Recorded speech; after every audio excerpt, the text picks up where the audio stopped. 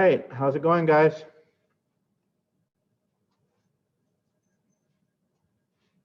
Hi. Hello, hello.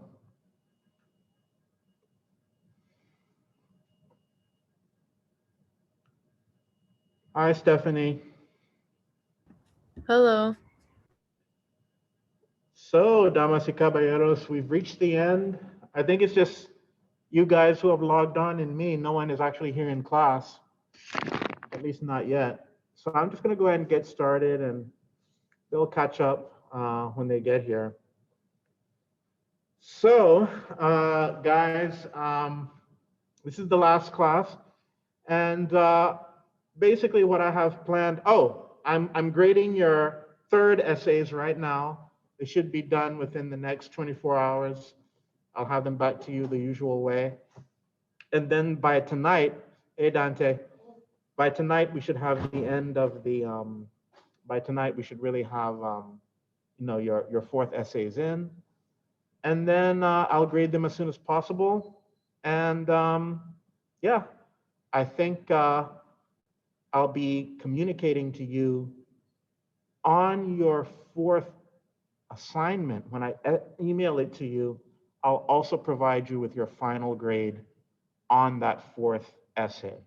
With the usual grade, alongside that will be the grade for the class, okay? All right, guys, so let's get started. Today, it's all about an entirely different aspect of philosophy. So far, you've known me as a teacher, an instructor, and that's what I'm really, really passionate about. That's what I really love. And I gotta be honest with you guys, like,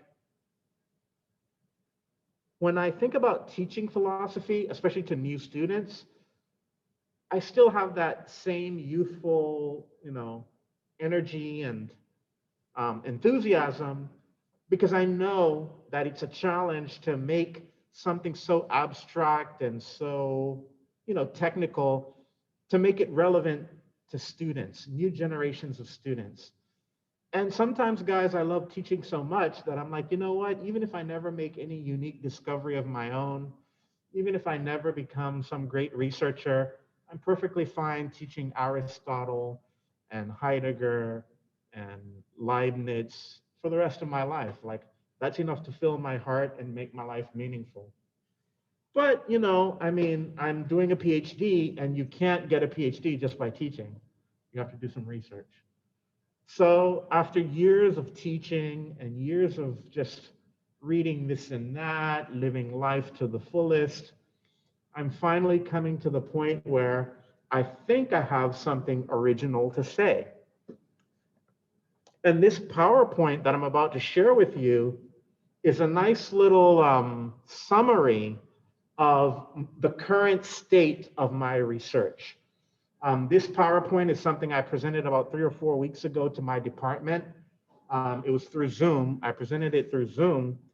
And in this Zoom meeting, there was the department chair, there were other people there were my classmates. And it felt really good to have their support and, to be in an informal environment where I could just share my latest thoughts and get constructive feedback on it. So when that went really well, it made me feel a lot better, not just about the instruction and teaching part of my career, but also the research.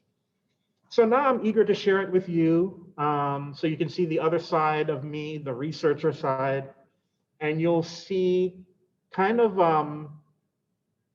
where I'm going with my career in terms of research. And then I would love to hear your feedback about it, what you think about it. And then we'll conclude the class, That's it. That's it. So guys, if you don't have any questions, I'm just going to go ahead and go through the PowerPoint, then we'll discuss it, and then that'll be that. Any questions? Really? What did we do last time?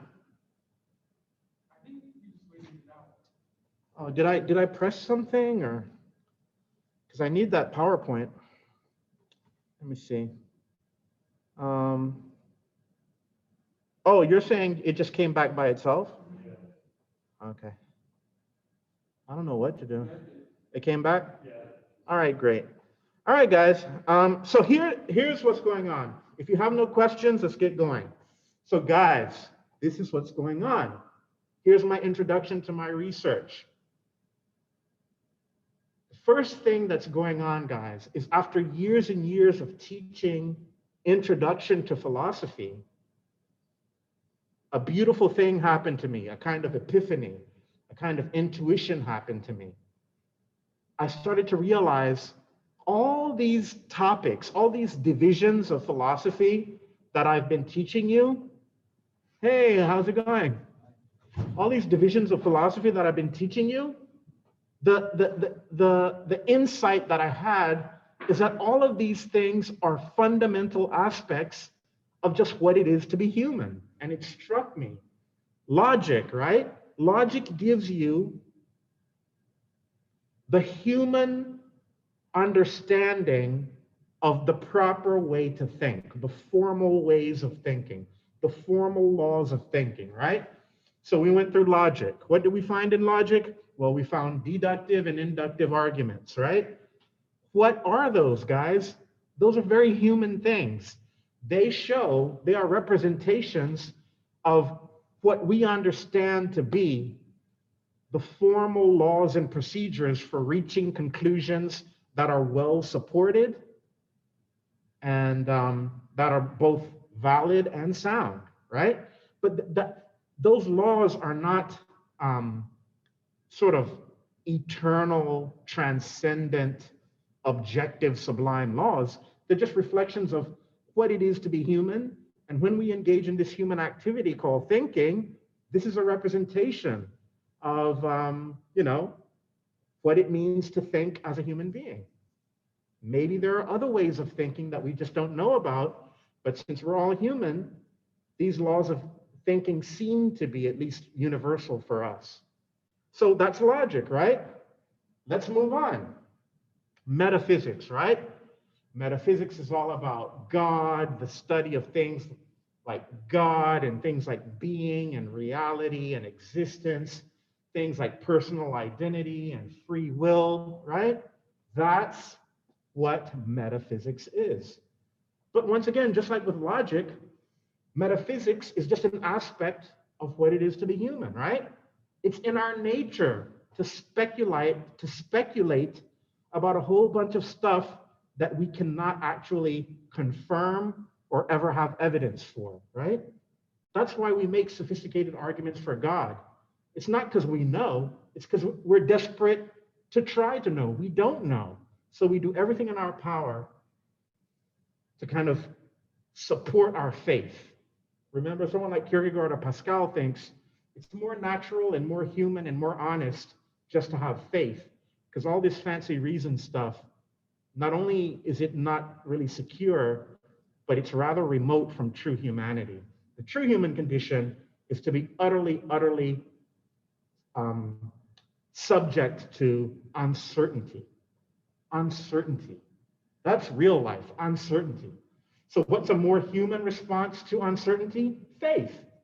It's much easier and it's much more passionate and fulfilling to live a life of faith. But yeah, every now and then we try artificial things like making arguments for the existence of God, making arguments for free will, things like that, right? Making arguments for identifying what a person is. We have these interesting things that human beings do to bolster their faith, or even sometimes, if they're really audacious, to substitute their faith, right?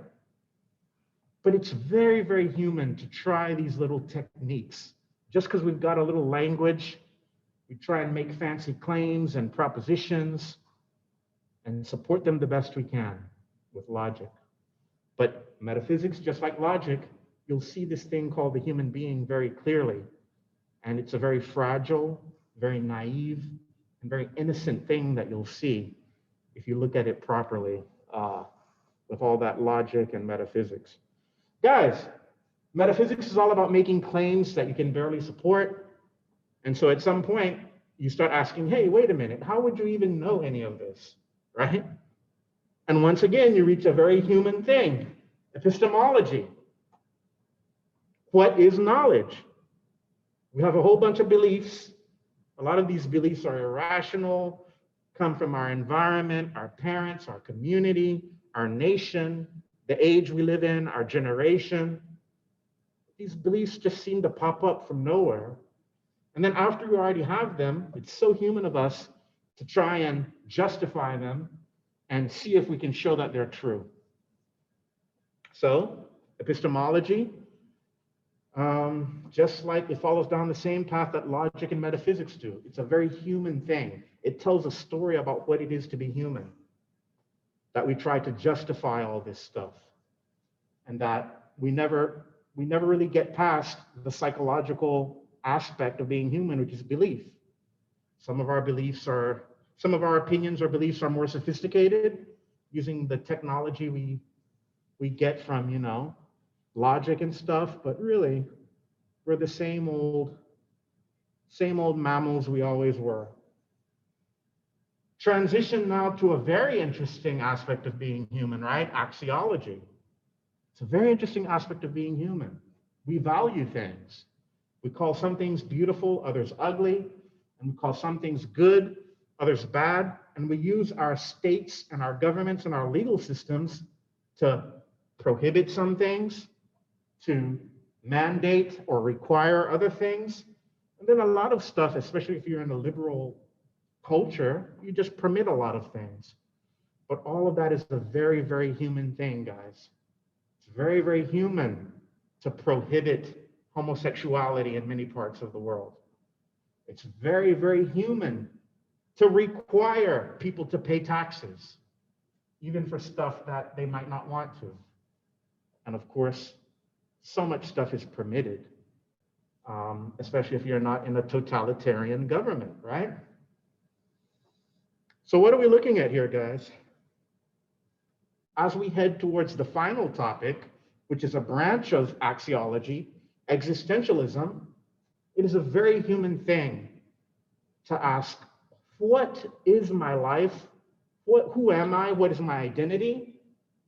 Am I defined by my culture, my generation, my biology?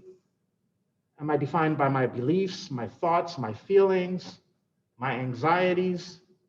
What really makes me me? And how much of me is just general, this thing called being human, and how much of it is specific? Because if there's something specific about being human, then that means it's not enough to be generic or part of the herd, the group. You've got to hone in on authenticity. You've got to find who you authentically are. And that's a very interesting part of being human, because only once you identify yourself specifically and authentically will you be able to understand the meaning of life in terms of what it means for you. What are your passions? What are your commitments? What are your choices? What are the things that are really going to define you and make life meaningful for you? So everything in philosophy, guys, in a nutshell, points back to what it is to be human. And so as I really began to understand this thing called being human and how fragile and naive and innocent it was, another word that naturally came to mind along with the naivete and the innocence and the fragility is immaturity. I think that what I began to discover, although I didn't have the concepts for it, is that when I started to look at the human being with all of his technology, all of his skyscrapers, all of his wars, all of his governments and countries and you name it, when I look at the human being, I see something very immature. All of that innocence and all of that naivete suggests a kind of immaturity. And I guess immaturity is cute in some aspects, right? A young child, an infant is cute. Along with the innocence and naivete comes certain aesthetic qualities. So immaturity isn't all bad, but there are some dark aspects of immaturity too. And I think that a lot of the worst parts of humanity come from a kind of immaturity. And so, guys, this is my research, is that I started to realize that the thing I want to write about in my PhD is the idea that maturity is a kind of virtue, right? It's a kind of excellence. Remember virtue ethics?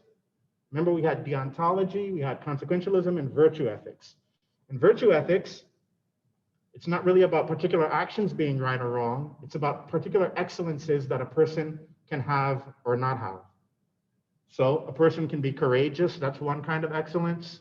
A person can have faith, hope, and love, wisdom, temperance, justice, moderation. All of these are kinds of excellence. Gentleness, kindness, patience. All of these are ways a human being can be excellent. And of course, there are ways that a human being can be vicious, not excellent, the opposite of excellent. He can have flaws, right? And what are these? Well, these are things like foolishness and things like greed and maybe under certain circumstances, ambition, things like vanity, things like pride. And so what I began to see is that I could rethink virtue ethics purely in terms of this larger concept called maturity. And maturity would turn out to be a kind of virtue, and then its opposite would turn out to be a kind of vice. That is, immaturity would be a vice, and maturity would become a virtue. So this is the story that I started to tell myself, and I started to see it more and more and more. So, guys, what am I saying?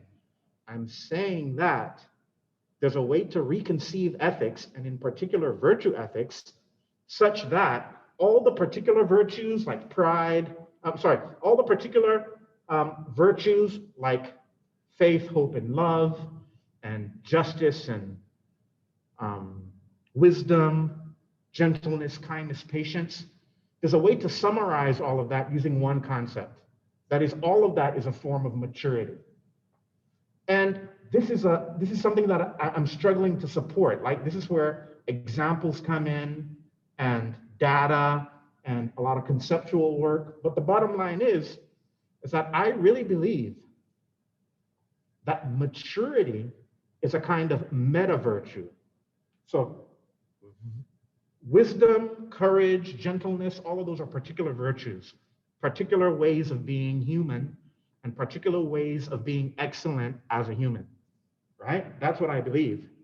But I'm saying on top of that, there's another virtue that's a meta virtue that no one talks about. In all the books I've read about virtue ethics, in everything I've read about Aristotle, I've never heard Aristotle or any other great philosopher actually say that maturity is a virtue.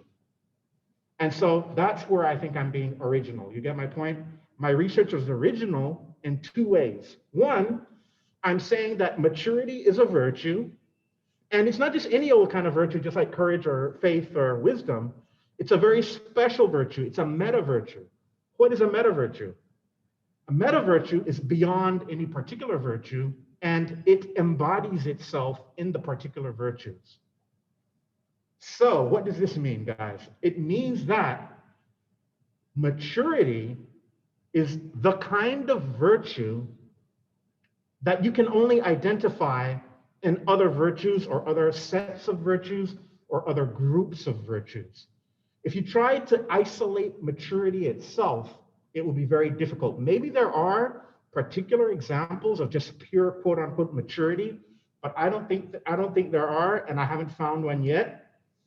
What I do believe, however, is that, for example, let me give you some concrete examples of what I mean by maturity, okay? So what I do mean is something like this. If a loving couple gets married and has children and become parents, and they start caring for this child and being generous to the child, putting the needs of the child above their own needs, and self-sacrificing for the child, yes, there is generosity, there is self-sacrifice, there is care. All of those are virtues. But do you see what I'm about to say?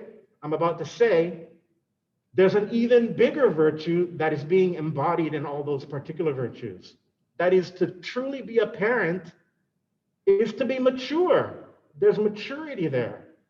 There is a virtue that can somehow intuitively, if you just look at what it is to be a caring parent, it is one of the best examples of maturity. An immature person cannot pull off being a good parent. That's what I'm trying to say. Go ahead. Would you say that there's levels to it?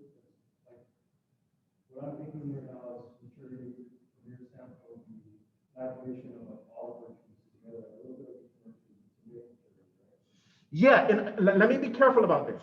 What I'm saying is maturity is a meta virtue. So it is a virtue, but it's the kind of virtue that's not, it embodies itself in other groups of virtues. So it could embody itself in faith, hope, and love. It could also embody itself in wisdom and courage. It could embody itself in, you know what I mean, other groups, other sets. So it's got that flexibility and that spontaneity. And I think that maturity, not only, so the first claim I'm trying to make is that maturity is an under-theorized virtue. When I say under-theorized, if you look about theories of what the virtues are and what ethics is, no one talks about maturity in the way that I'm talking about it. There are books out there about maturity, but there aren't books distinctly isolating it and identifying it as a virtue. Go ahead, Dante. So when you say that maturity is a meta virtue, would you argue as much as to say that it is the meta virtue? Very good, Dante. Excellent. Yeah. It is one meta virtue that I've discovered. I think I've also discovered another. In the New Testament, there was an apostle called Paul. He wrote a brilliant, beautiful summary about what he considered the greatest virtue. It's in 1 Corinthians chapter 13. It's all about love. And this is his love song about love. And so I think that the Christian virtue of love, which is not romantic love, it's agape love, I think that is another example of a meta virtue. So I'm doing my research based on one meta virtue that I've identified, maturity, and it's called meta virtue because it embodies itself in other virtues. But I think that Christian love, if you read 1 Corinthians 13 properly, you'll also find that embodiment in other things. So Apostle Paul says things like, love is patient, love is kind, love doesn't get angry easily, love is not boastful. Do you see what I'm saying? So if love is all these things, then it's not one particular thing. It's got this spontaneous ability to embody itself in other things. Does that make sense? So yes, the meta virtue I'm going to write about for my dissertation is going to be maturity, but there are other meta virtues. I found at least one more. All right, so that's the first thing that I've discovered about maturity, that it is a meta virtue. And I've explained a little bit what that is. The second thing that I've discovered about maturity and that I still need to support well is that I think it's the most relevant virtue for humanity in general, and in particular for the age we live in. What am I saying? What I'm saying is something like this. Yeah, we need courage. Yeah, we need wisdom. Yeah, we need love. But I'm arguing all of those things are great, but we need maturity even more than all of them for two reasons. One, maturity is a lot more efficient for handling the kind of problems we have than any particular one of those things. Like, yeah, some courage is, in certain contexts, is very helpful, is very good, and it's what's appropriate. But if you think about your day, your 24 hours, the number of occasions on which you need courage in a 24-hour cycle, maybe one or two, maybe three. But I think maturity, because it embodies itself in so many other virtues, you need that throughout your whole day. It takes maturity to be disciplined and wake up on time. It takes maturity to be on time and punctual at all the meetings you'll have that day. It takes maturity to be patient when things don't go your way that day and not be irritable and get in a bad mood and gloomy just because things didn't go your way. It takes maturity to practice professionalism if you have a job that day. Do you guys see what I'm saying? Courage and love and wisdom, these are essential. We can't do without them. But what I'm gonna try and support is that this thing called maturity, that's even more important than any one of these particular things, because it's so much more efficient. If you're mature, then automatically, according to the right circumstance, you'll spontaneously embody the right virtue for the right circumstance. You see what I'm saying? Instead of focusing on just courage or wisdom or whatever. So that's the first reason why I'm saying maturity is more efficient. But even apart from its efficiency, it goes back to what I was saying earlier. In a day, in a week, in a month, in a year, maybe if you have a big war this year and we have to conscript young men to go and fight on the front lines, okay, the demand for courage will go up. You know what I mean? Or maybe, if you have a big exam, like you're a lawyer and you have a bar exam coming up, right? You have to pass the bar. Yeah, okay, smartness or knowledge, for a while it'll go up, the demand will go up. But do you see how that's only one occasion? But guys, to live as a human being, as a decent human being, not losing your temper, remaining reasonable with a reasonable temper, being very sociable, getting along with people fluidly, with a sense of familiarity and hardiness, that's maturity. You see what I'm saying? All right. Okay, guys. So all of that basically summarizes my fundamental insight. And that's what's new about my research. But that's just the beginning of research, right? Because now you got to back it up. You got to find right examples. You got to find current or previous research that backs it up. You got to interact with other thinkers. It's a whole thing, all right? I'm in my 6th year here at University of Miami. I only have 8 years administratively to get my PhD done. So, I'm fine. I'm really working with my professors on, refining everything and making it, into a proper dissertation format. But the fundamental insight is there. So what I'm about to share with you right now is one refinement of all of that insight. Okay? So the refinement I'm going to share with you is that in order for me to properly think about maturity, I had to do a bit of abstraction, right? In order for me to really think deeply about what maturity is, then I had to think. If I'm going to discover truly what maturity is, I need the right framework for discovering maturity. And for that, I needed to abstract out. And I had to say, well, the only way I'm going to encounter the truly mature is by encountering the truly human, right? So in a certain sense, I'm suggesting that to be truly mature is at the same time kind of like being truly human. If you think about what I'm saying, it makes sense, right? Think about this. When we say a plant has fully grown or fully matured, what are we saying? Well, we're saying that it's reached its final and kind of most perfect state, right? So maturity can't be thought of completely abstractly because you have to think about what it is for that thing to mature in the context of the potential it has. And that's determined by its fundamental nature. So I can't do abstract research into just pure maturity.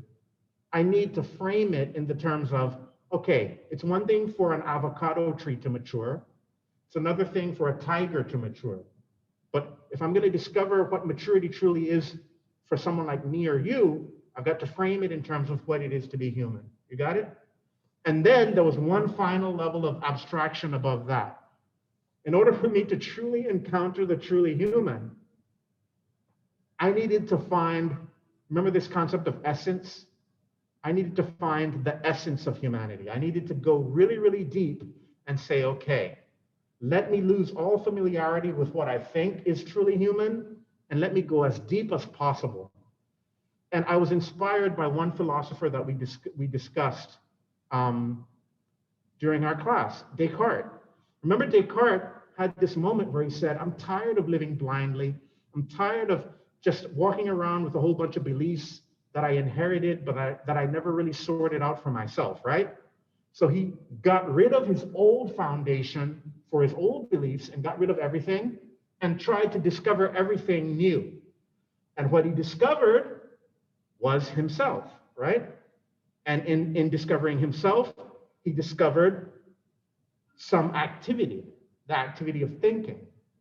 But it's arguable that in discovering himself and in discovering the activity that makes him him, he wasn't just talking about himself, he was talking about human beings in general. So I think you see where I'm going, right? This is the title of my my PowerPoint, the study of activity. It's an attempt to reimagine what it is to be human, not in terms of a particular body or a group of cells or a group of atoms. That's what we think, right? We think, remember, before we did idealism and materialism in philosophy of mind, the mind-body problem, right? Remember, I said we walk around thinking we're just a collection of matter, a collection of atoms and multicellular organism. Sounds really fancy, right? And because it sounds fancy, people are duped by it. But if you do some real thought, you might say, wait a minute, I don't really know any atoms or any cells or any groups of cells. What I know is ideas in my own mind. But those ideas in your own mind, if you think properly about them, an idea is something very active. Wherever there is an idea, there's an activity going on. And that is the activity of perception. Remember that? That's what Descartes rediscovers. After he abandons all his old beliefs about matter and multicellular organism and all that, what he rediscovers on the other side of his skepticism is an activity, the activity of thinking. And he can't get out of that. Everywhere he looks, he sees thought. When he looks at another person, when he looks in the mirror, he doesn't see a group of cells or, atoms. He sees an activity, perception going on. All right.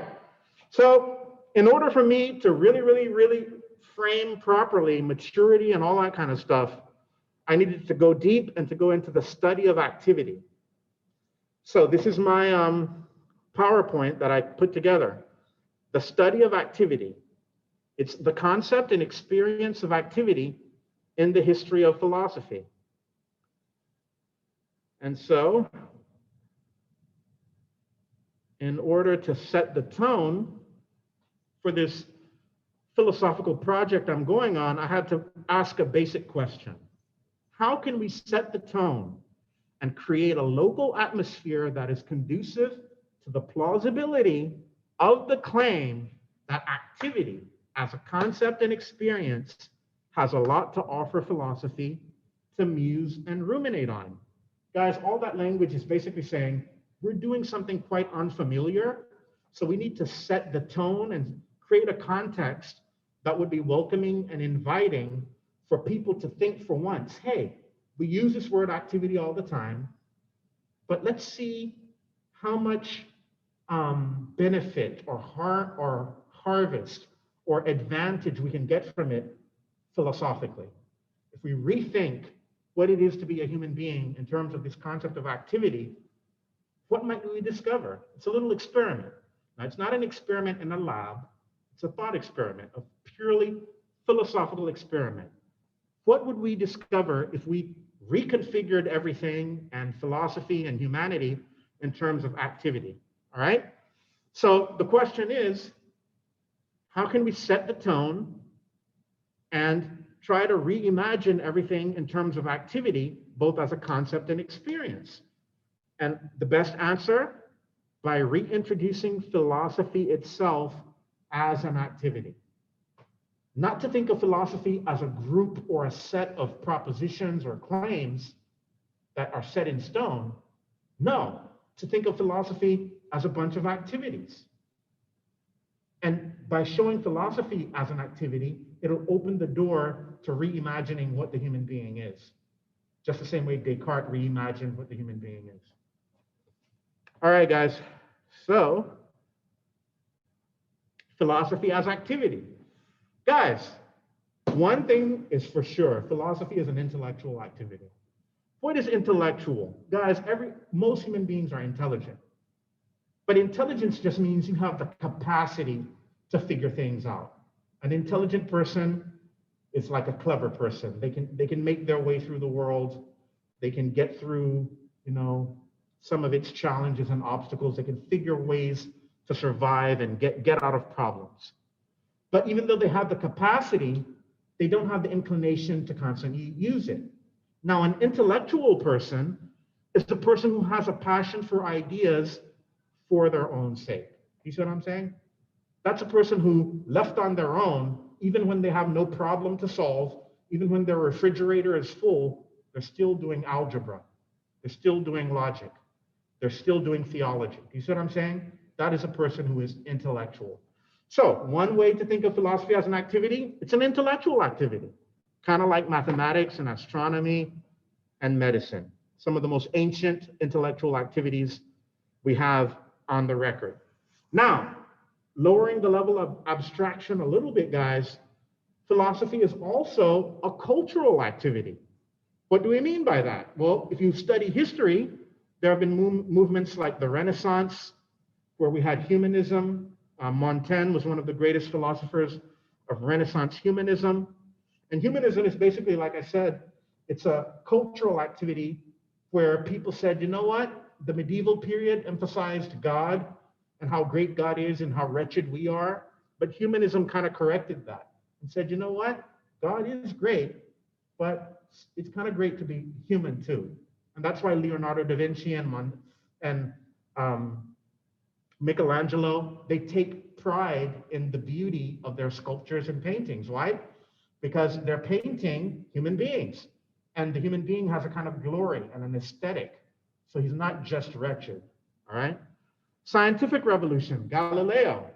That's another different cultural activity where you're trying to systematize everything. You're only studying things experimentally and mathematically, right? That's a very different approach to nature and the universe and the world, basically. The Enlightenment, Voltaire. We talked a little bit about the Enlightenment. The Enlightenment was this movement to basically get rid of all this prejudice and superstition that was residual from the medieval period and to put the new world on an entirely rational foundation. Some excellent things came from that. Voltaire criticized the hell out of the church. And there was a lot that was ridiculous about the church at that time. People like Locke are also part of the Enlightenment.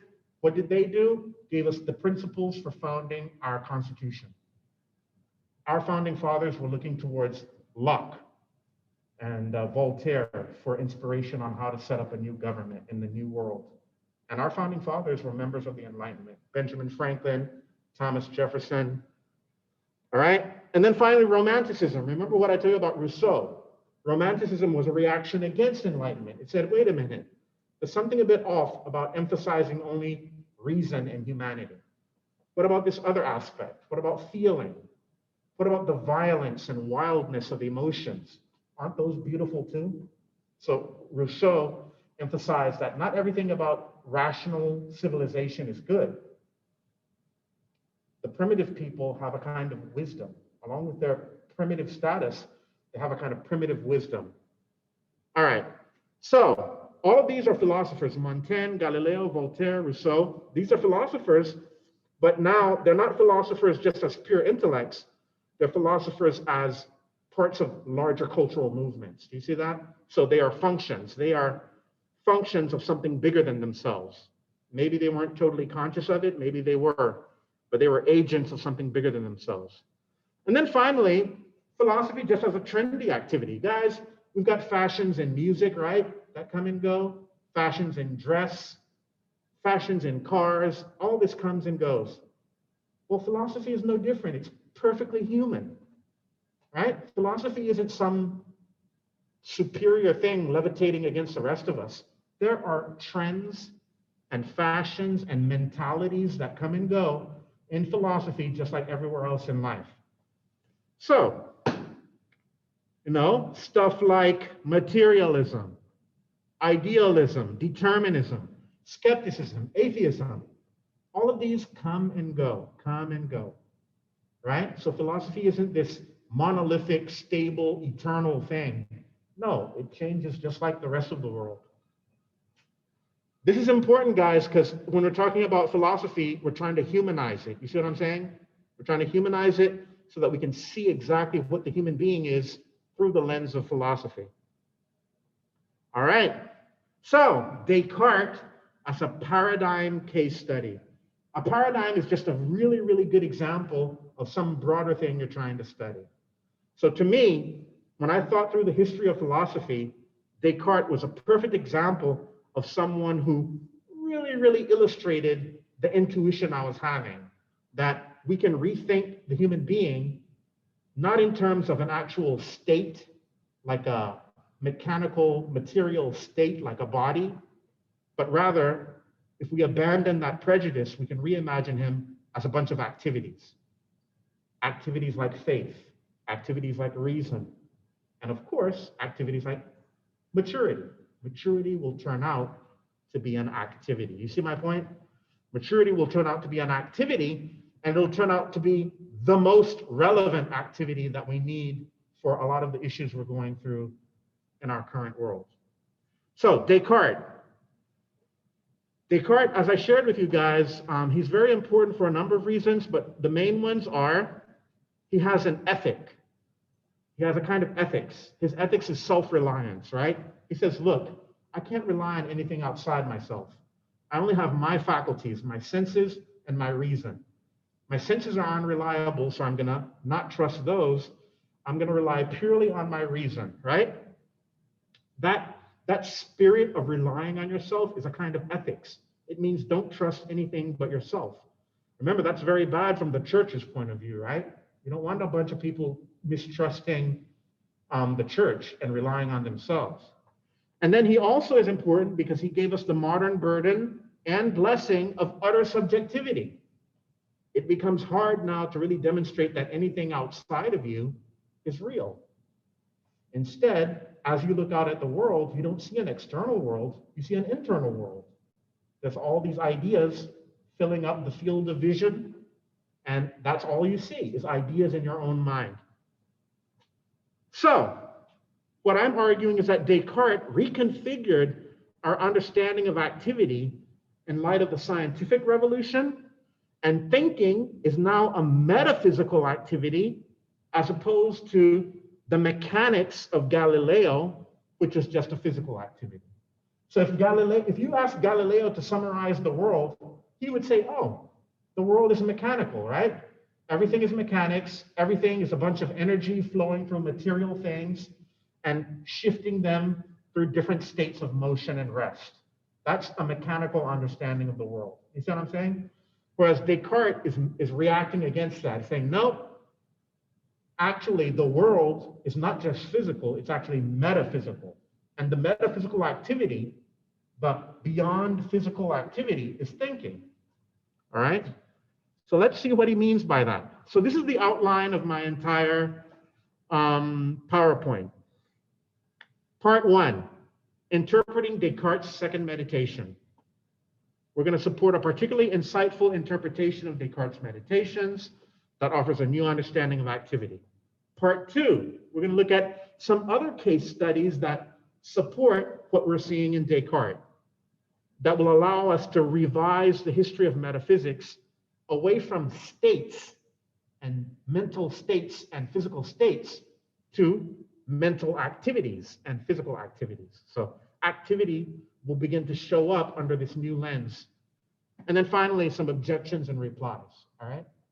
So guys, this third part, part 3, this is really, really important. In this class, I didn't have you guys do a lot of objections and replies, but just for academic and professional philosophy, ever since people like Descartes, it's been standard.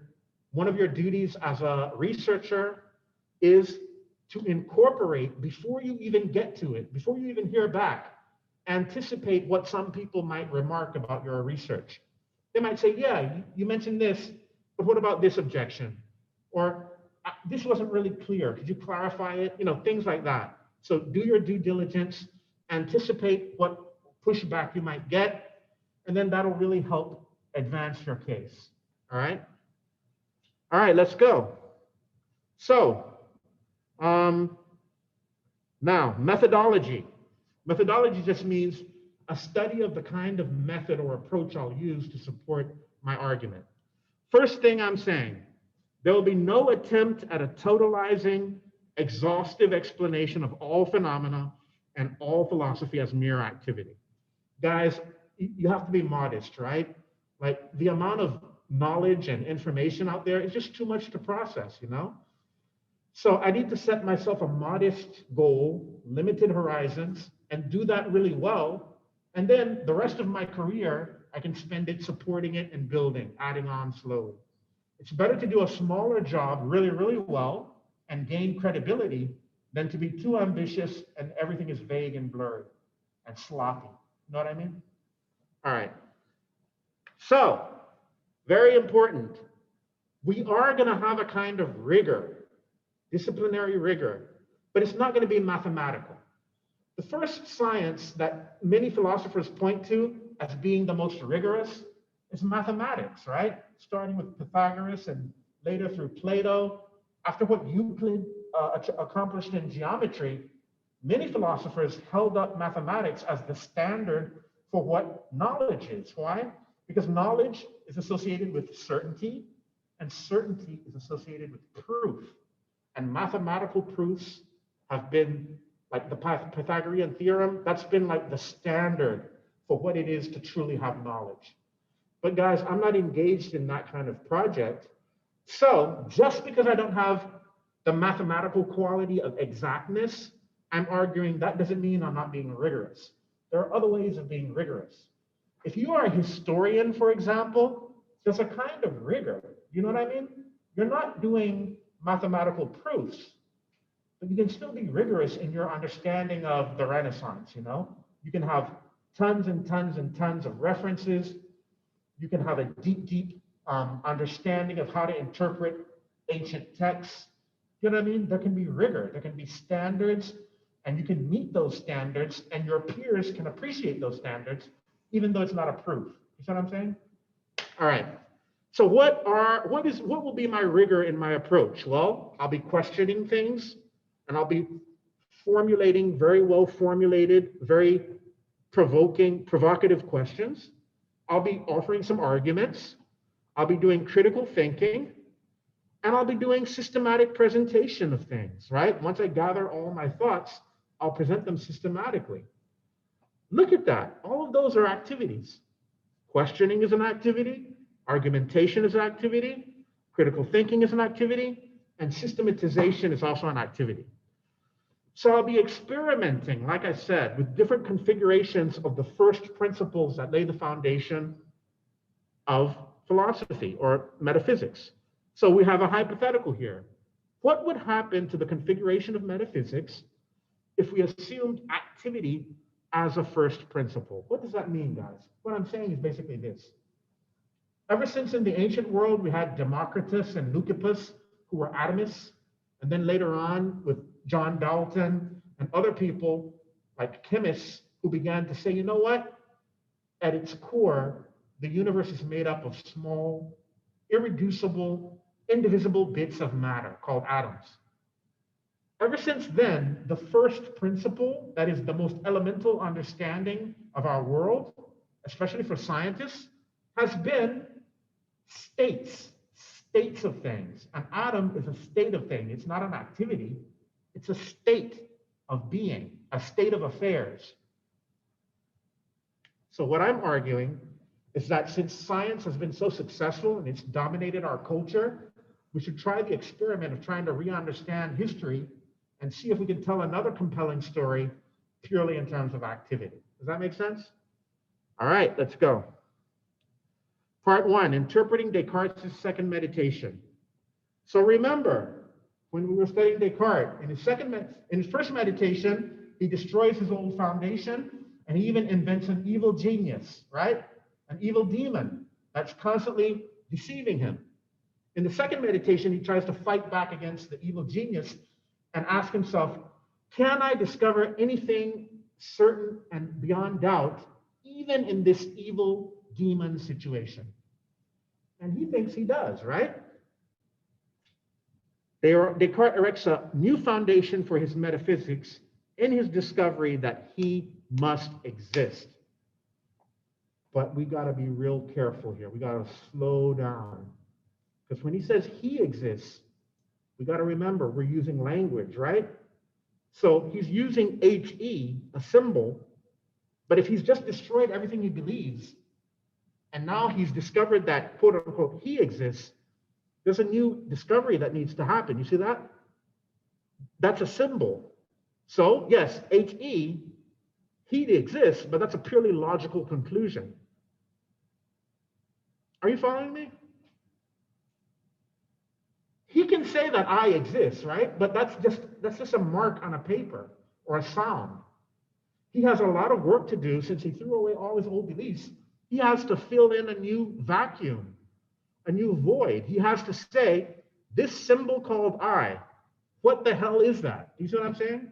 He's abandoned his old beliefs, so he can't rely on his old beliefs to tell him what that I is. He has to start over again, de nuevo. Again, new. What is this I? All right?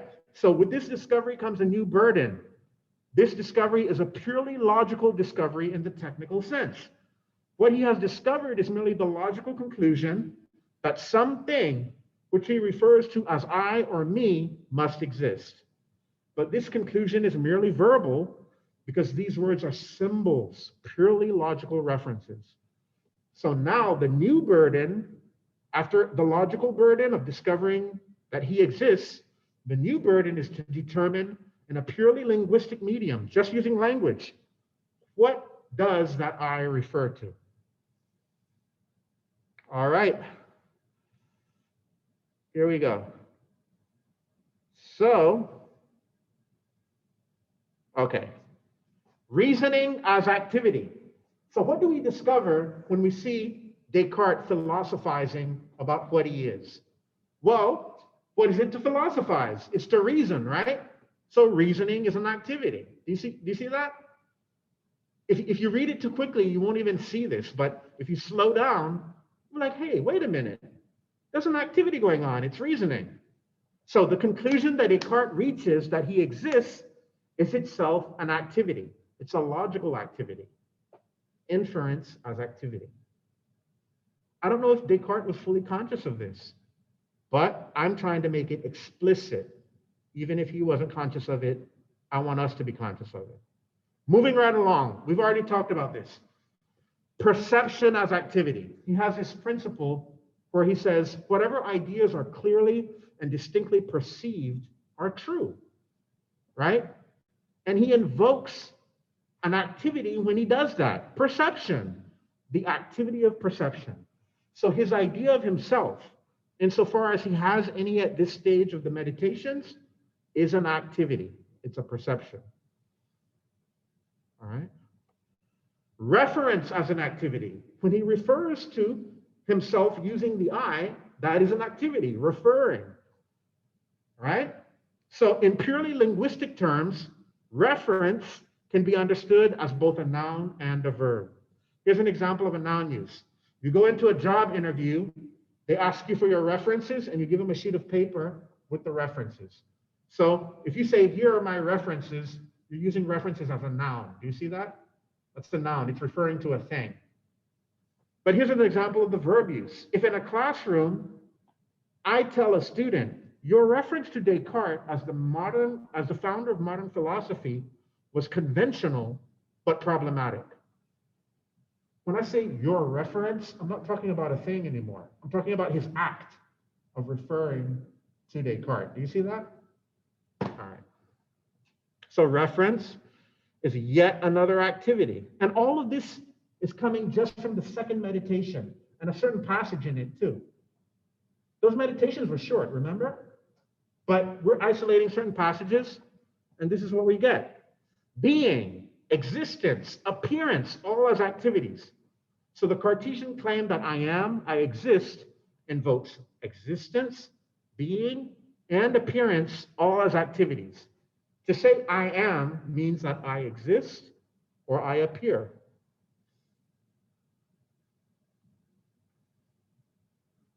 And then finally, guys, of course, the most famous one, thinking as an activity, right? Descartes finds that there's a very special condition that attends his existence, the activity of thinking. Every time he finds that he exists, he also finds this activity going on, thinking. And then I ask a question. Does his later use of nouns, like referring to himself as a mind, an intelligence, an intellect, or a reason, when he uses those words to refer to his new discovery, does that clarify or does that more obscure the metaphysical status of his activity of thinking? You see what I'm saying? If you use nouns to refer to an activity, then you might lose sight of the activity. If you say, I am a mind, I am a reason, I am an intelligence, I am an intellect, that's what I essentially am, then the reader and you yourself might lose sight of the fact that, wait a minute, thinking is an activity. So what you are, I know that when you look in the mirror, you look like a certain shape, size, and color. But you forget that that is an activity, not a thing. As you look in the mirror, you are perceiving something. And that's what you truly have evidence for, not for the material thing. All right. So now we move on to some case studies in the history of activity. So guys, I'm calling activity in Descartes' case something metaphysical. Why? Why am I calling activity in his case metaphysical? Well, let's look at Galileo. When Galileo talks about activity, it's physical, things like motion. And when a chemist talks about activity, he'll also talk about things related to change, physical changes, right?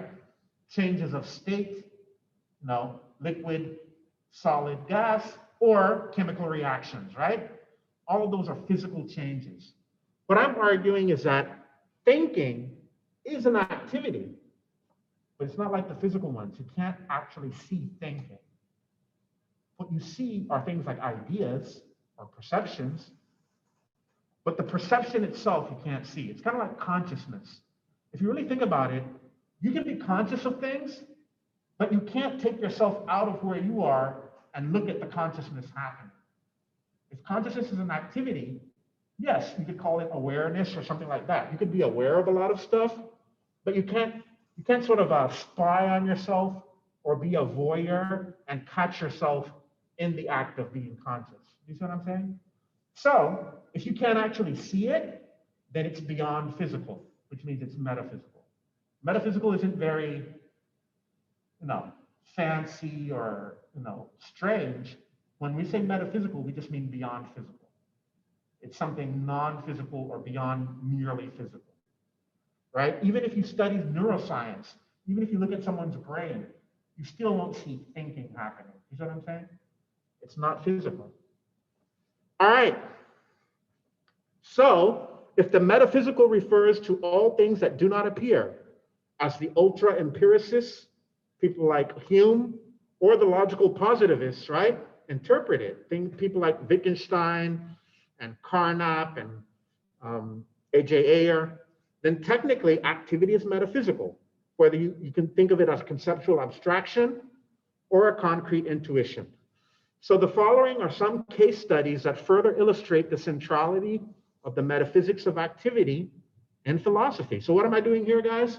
I've used Descartes as my perfect example, and then I'm getting other examples to support it, even if they aren't perfect. You see what I'm saying? All right, here we go.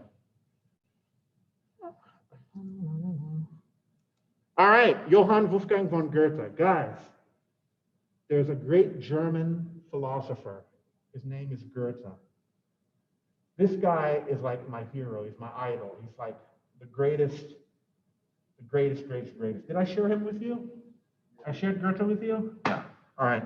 So Goethe, guys, when it comes now, let me go back to maturity just for a bit.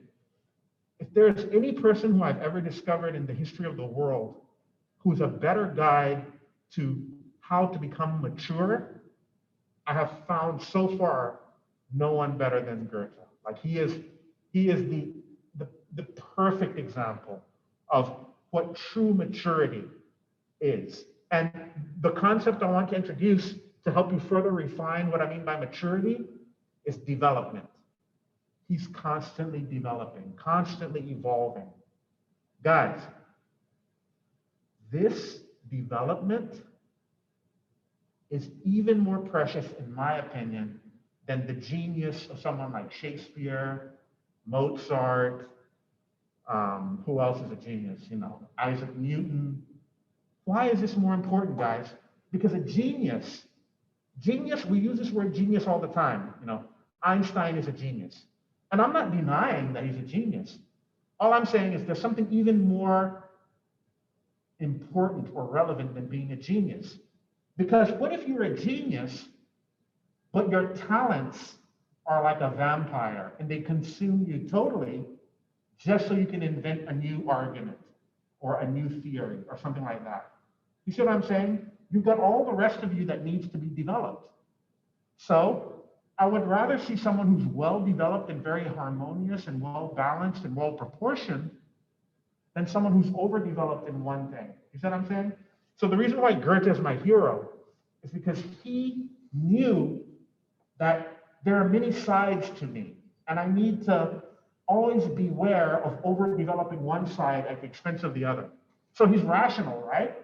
He values reason, but he also values passion and feeling. You know what I mean? He develops both sides of himself. He values theory, but he doesn't just do theory. He gets into administration. He's like a prime minister in Germany for a while, and he gets into practice. He assimilates his ideas into practice. You know what I mean? All right, guys, this is my hero. And I would even put him above religious figures. I love Buddha and Lao Tzu and Jesus. I think they're inexhaustible. You can't exhaust what they have to offer. But in terms of a relevant modern example of how to live in this life at this moment, I would place Goethe even above them. Why? Because of the development. Remember, if you constantly live in a very dynamic, complex world that's changing, what's the one thing you got to do? Adapt. You know what I mean? You got to develop yourself. Do you see that? That's, again, why I'm saying maturity is even more relevant than holiness. Because holiness can once again become over-specialization. It becomes quite easy to be holy if you just hide out in a monastery all your life and recite Hail Marys. You see what I'm saying? If that's what holiness is, it's a great thing, but it's overdevelopment of one aspect of yourself. Are you guys getting the point? All right. So Goethe had a big problem with Newton. Why? Because Newton, following in the footsteps of Galileo, was just purely objective, right? He did not integrate the subjective and phenomenological aspects of scientific study into his formal science. So for Goethe, when you do a scientific experiment or you study morphology or plants or geology, you can't just study what the things are in themselves. You also got to study how you respond to them. Your subjective reaction is phenomenologically rich and reactive. But if it's a reaction, then a reaction is a kind of action. And so once again, we're discovering what it is to be human, even in the context of things like science, morphology, you know? All right, and these reactions are so phenomenologically rich, that means that they're very meaningful. And so in this respect, Goethe anticipates the rise of phenomenological existentialism from Husserl to Sartre. What does that mean? Basically, Goethe honors the things that make life worth living, from the trivial to the very big. And if you just do science objectively, and you say what it is to be a human being is to be a collection of atoms or something like that, you will miss out on the truly human aspects of being human. What about, for example, looking at a garden full of beautiful roses and falling in love with it, or it reminding you of something from your past, a beautiful moment in your past? For Goethe, that's way more important than just understanding the mechanics of it. You see that? All right. Edmund Husserl. Remember we studied Heidegger when I showed you last class some of the great existentialists. Heidegger was one of the students of Husserl, and Heidegger dedicated Being and Time, his magnum opus, to Herschel. So what was Herschel up to? Well, he was studying consciousness, but he was doing it in a very rich way. He wasn't just studying the formal aspects of consciousness, but he was trying to integrate human psychology and also human materiality in order to get a very holistic understanding of human nature. So he's rehabilitating the humanistic aspects of humanity and the humanities, and he's trying to rescue them from the cultural crisis that he perceives to be caused by an excess of objective science. Again, the scientific revolution has been so successful that there might be some chemists out there who might say, you know what? We know everything that exists. And he holds up the periodic table. You want to know what exists? What exists are metals and nonmetals and metalloids. That is what exists. Guys, as fancy as that is, don't you see something missing if you say that's all that exists? Have you really discovered, have you captured what it is to be human by saying that aluminum or boron or nitrogen exists? And even if you combine these things in very fancy ways, like in biochemistry, and you get DNA or Krebs cycle or whatever, you still will miss what it is to be human. Do you see that? So I have predecessors. I have people who have come before me who were struggling against science to really find a really solid and robust understanding of what it is to be human. Isaac Newton. All right, guys, following in the footsteps of Galileo, as I said before, he created a framework for understanding everything, classical mechanics. He understood astronomy. He took the data from Kepler and Kepler's laws, and he created an even bigger framework in which he could make sense of Kepler's laws. Do you see that? So the mathematics that Isaac Newton invented, calculus, helped him frame everything. And in the process of reframing everything, he did some metaphysics. Isaac Newton is not known as a metaphysician, but I'm claiming he did metaphysical activity and he reconfigured everything. Why? Because classical mechanics, no, let's go back. Building on the experimental and mathematical framework of Galileo's approach to science, Newton can be interpreted as metaphysically reducing all activity to physical, mechanical, objective activity. So what do we get from that, guys? We get this discipline within physics called classical mechanics, in which matter is metaphysically interpreted as inert. What does inert mean, guys? Passive. What does passive mean? The opposite of what? Activity. So if you interpret metaphysically the whole universe and nature and everything, the whole world, as fundamentally at its ultimate reality as passive, you are not going to capture what it is to be human. Remember what Descartes did, right? Descartes said, no, fundamentally, metaphysically, we have activity. Things like thinking, right? So, material activity, like motion for Newton, is only a particular mode of inertia, right? A state of being active or energetic that, though physically active, is ultimately metaphysically inactive. Remember the first law, right? Remember Newton's first law of motion? Things do not accelerate on their own. If something is at rest or moving at a constant velocity, it'll continue to do that forever unless some external force acts on it. But what are you saying? You're saying that without external forces, there's no spontaneity. Do you see how metaphysical that is? You are saying fundamentally all objects, all physical objects are passive. Unless they're acted on externally, internally by themselves, they have no spontaneity. But guys, if we are just a collection of physical objects called atoms or cells or whatever, can you see how it's going to destroy our understanding of ourselves? We are very spontaneous. And the gods we believe in are very spontaneous. So if you tell a story that metaphysics is fundamentally passive, you're gonna lose sight of the human being. All right, it is this framework and its implied causal closure of the physical that spells the doom of all metaphysical activity, like animism, vitalism, and psychology. What am I saying, guys? Once you commit yourself to the idea that all physical effects are caused by physical causes, that's what causal closure means, right? So every physical effect that happens in this world, it must be traced back to a physical cause.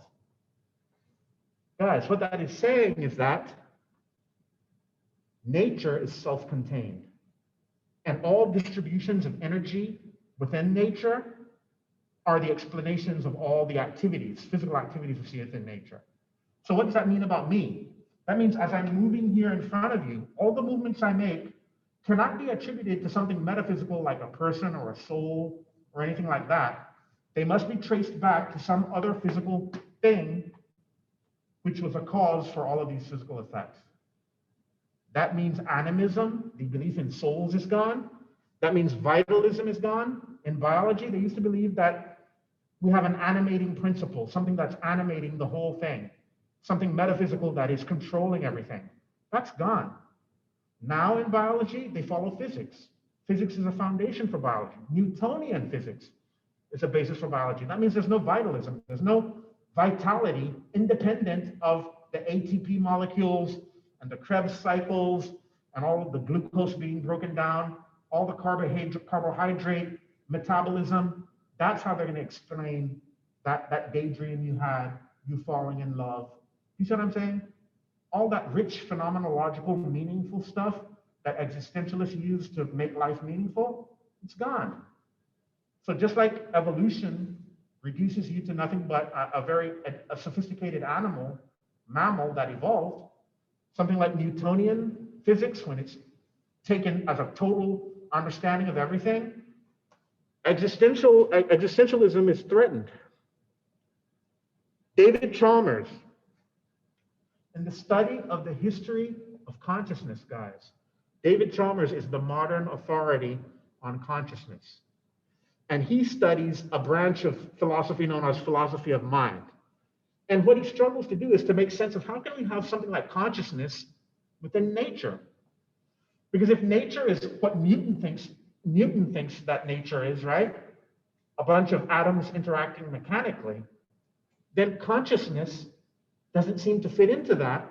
Why?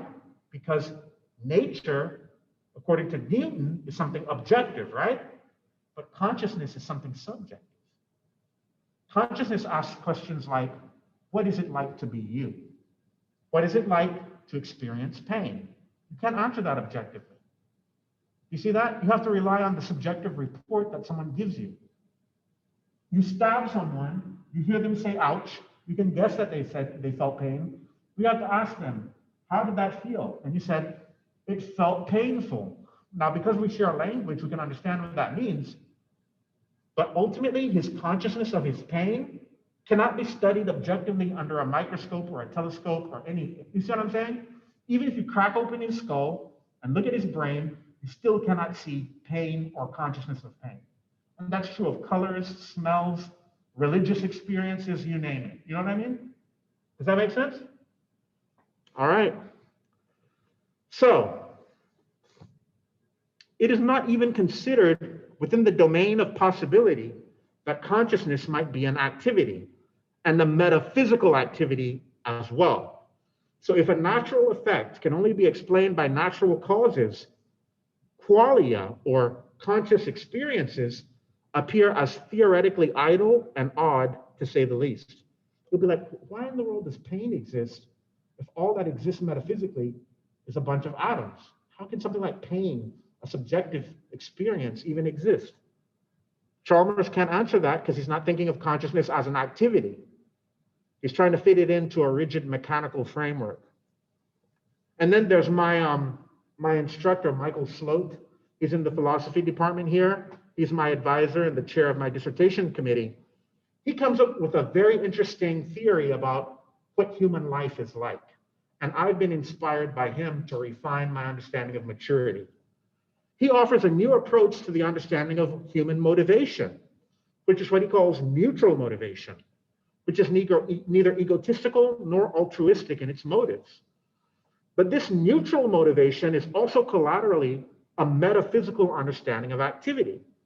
human activity is best described as an activity of expansive encompassing, where we bring what lies outside us into our lives. So guys, what he's basically talking about is whether it's an intellectual or an academic or an athlete or a craftsman, a carpenter, or even an artist, when he summarizes all of that and says what it's like to be a human being, if we give a picture of it, he uses this word expansive encompassing. What are we doing, guys? Well, we're mastering different aspects of our natural environment and also of theory. So we're constantly expanding and encompassing aspects of the world outside of us and bringing it into us, either theoretically or in the products and goods and services we make. So for me, for Sloat, human beings are essentially metaphysically active, but they're not active in the mechanical sense of activity, that is a certain mode of inertia.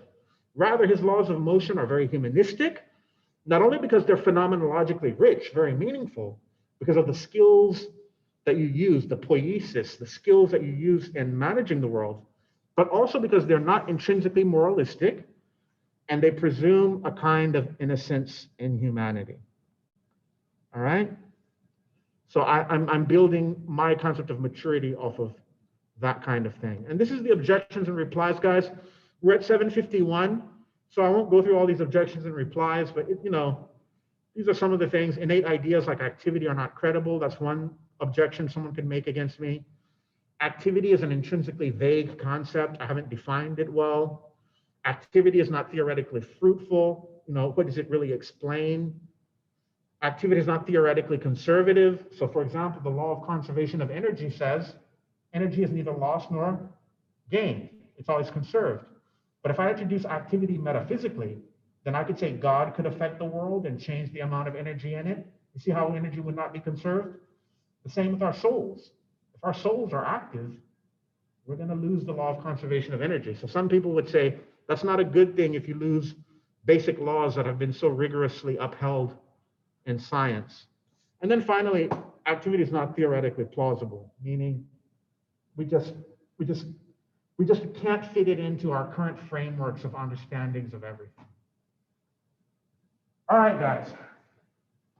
So I'm just going to take 2 or 3 minutes to tie all this back to maturity.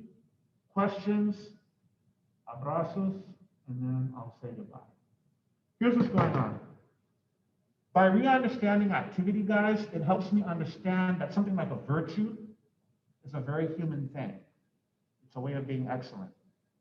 Maturity, if I'm going to claim it's a virtue, it's also an activity. A very interesting way of being human. Virtues are activities. Courage is an activity, right? Properly understood. Wisdom is an activity. So also maturity is an activity. Now, why do I say it's the one thing we need in our current age? Well, guys, a couple of things going on. First of all, life is very messy. What do I mean by that? Things will not go your way. It's great to plan, and a part of mastering our environment is controlling it and planning things. But guys, many times in your life, I hope you get what you want, but many times things won't go your way. So, more important than actually being successful is how you handle failure.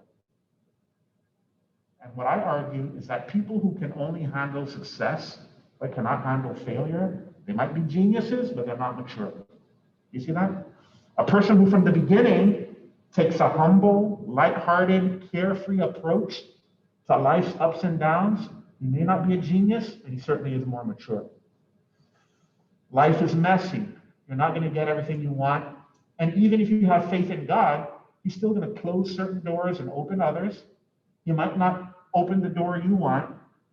And even when He opens the door, it might be the answer to a prayer, but it's not going to be how you want it. So even from a spiritual point of view, there's a lot of room for growth and being humble and surrendering to God and saying, God, you put this dream in my life. You put this dream in my heart. But I'm going to let you sort out how it's going to come to pass. Because if you get too controlling, you will be disappointed. And that very anxiety over trying to control everything is a kind of immaturity. You see what I'm saying? All right. Finally, guys, on top of all of that, I say that our current age has been spoiled. We're spoiled by technology. And I mean technology very broadly. For me, technology is the internet and, of course, hardware. But technology is also things like politics and economics. Once again, because we've got good at manipulating certain things, we've gotten used to a very superficial sense of success. So yes, you might successfully change a political administration. You might successfully avoid recession for 2 or 3 or 4 decades. But that spoils you because you get habituated to thinking that that's what life is really like. And it also creates a kind of arrogance or pride. It's a lot more mature to know when to use technology and when to wean yourself off of it. And also not to become arrogant because of technology. So guys, what am I saying? Yes, things like internet, they can corrupt us. Why? Because we're filled in a whole world full of rich phenomenology. There's a lot of meaningful things distributed well in nature and in our lives. But if we get too habituated to things like the internet, we get stereotypes of what life is like rather than robust pictures of what real life is like. So that actually decreases our understanding of the richness of life, all right? And on top of that, guys, with technology like, politics and economics, especially politics in our current ideological climate, guys, we are spoiled. When I say we're spoiled, not only do we think we constantly are going to get what we want, and we also think that a change of politics is going to change everything.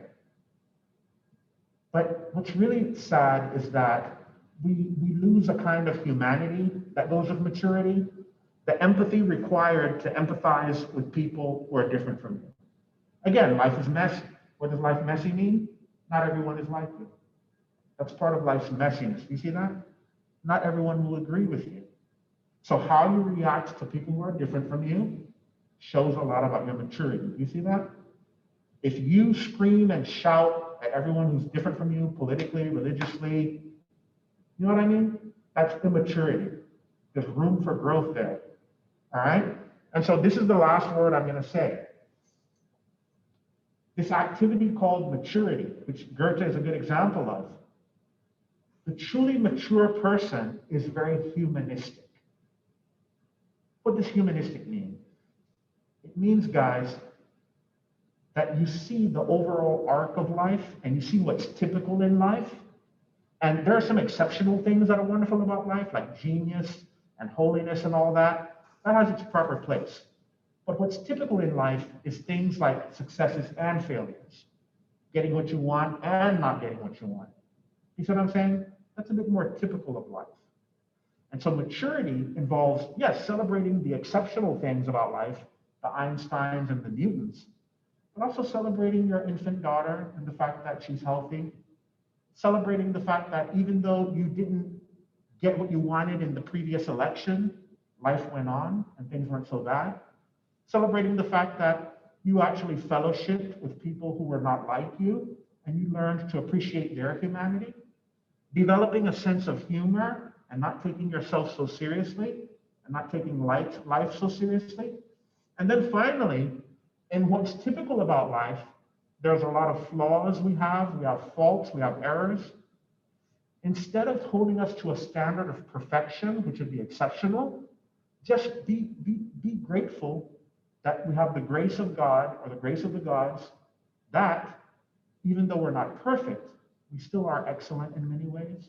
We have plenty of flaws, and even those flaws have a certain aesthetic. They can be beautiful when seen in the proper light of the total arc of what's typical in being human and what's typical about yourself.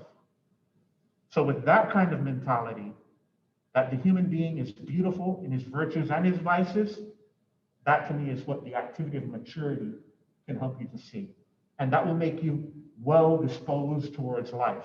You'll affirm life. You'll say yes to life. You'll say, yes, life is worth living, even though it's It's got a lot of messy stuff. Even though I didn't get what I wanted, I still bless life. All right, guys, any questions?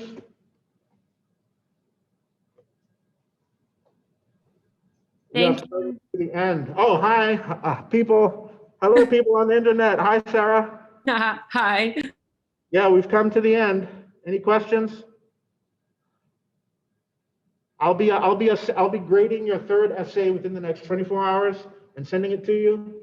And then as soon as I get most of your fourth essays, I'll grade them and also include your final grade for the class in that fourth essay. That should be very soon, probably by the weekend. Anything to say? No?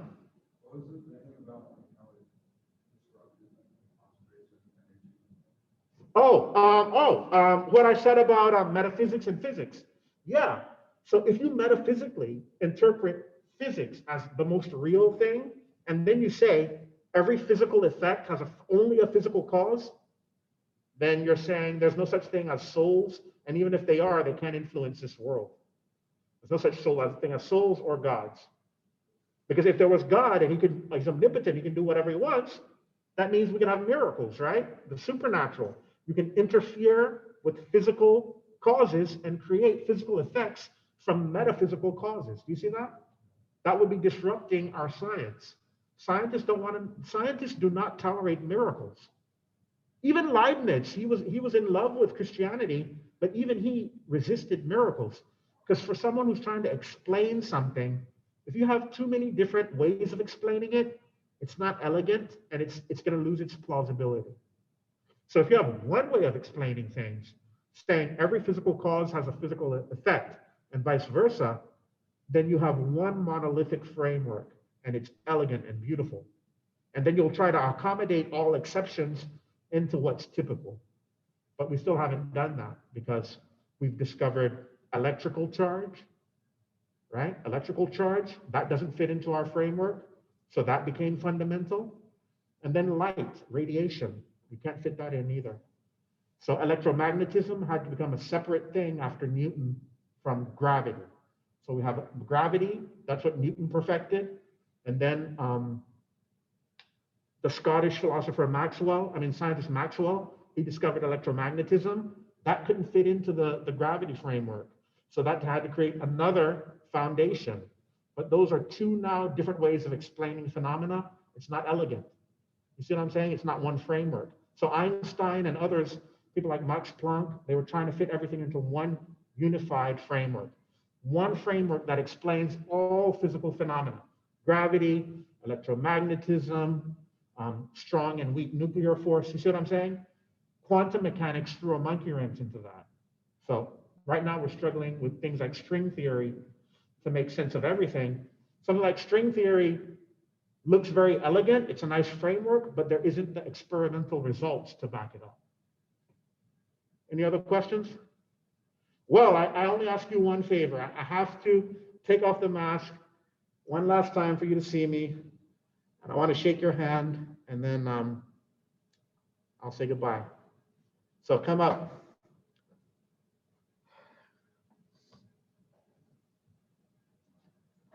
Dante. Thank you so much. It's been an honor having you as a student. That's been great. Thank you. Yeah, and you're a freshman? I'm sophomore. You're a sophomore? All right. You have my email. Got it. I'll send it to you. Thank you. All right. Carter, sorry for your Pleasure. loss. It's all good. But Thank you. I've really enjoyed reading your papers. Thank you. Really enjoyed, and I look forward to however you want to stay in touch. I'll be here for at least another year or two. Okay, yeah, thank you, will do. Thank you so much again. It's been a lot of fun. Thank you. My friend, Real pleasure. you know where to find me. Absolutely. I'll talk to my notes. For sure. Thank you so much. Yep. Great. I hope you do explore philosophy, at least as a minor. And then if you want to take it up in a deeper level and you want more advice about how to choose courses or what are the best professors in the department, let me know. For sure. You mind if I send you a video this one found the other day? I think you might like it. It's like, Yeah. It was like on Animal. I was like, 10 minutes. Is it YouTube? Yeah. Alan Watts, yeah, I've been following, but Watts has a lot of stuff on YouTube, man. A lot. Yeah. I found this one condensed one, that's pretty good. And he's really big on Eastern philosophy. We didn't cover Yeah. that much. Yeah. But Western philosophy, he also has a lot of insights. Mhm. Hi, Sarah. Thanks for a great semester and good luck on your thesis. Yeah. I'm working on that over December. I'll be working on my thesis and stuff. So, yeah, I'm gonna refine it. My professors are very helpful, and who knows? I might graduate either as soon as next May or maybe over the summer, maybe latest next December. But anyway, we'll be in touch. Yeah, for sure. I'll see you next semester. All right, bye. Bye. Hey man, I can't believe it's like a dream.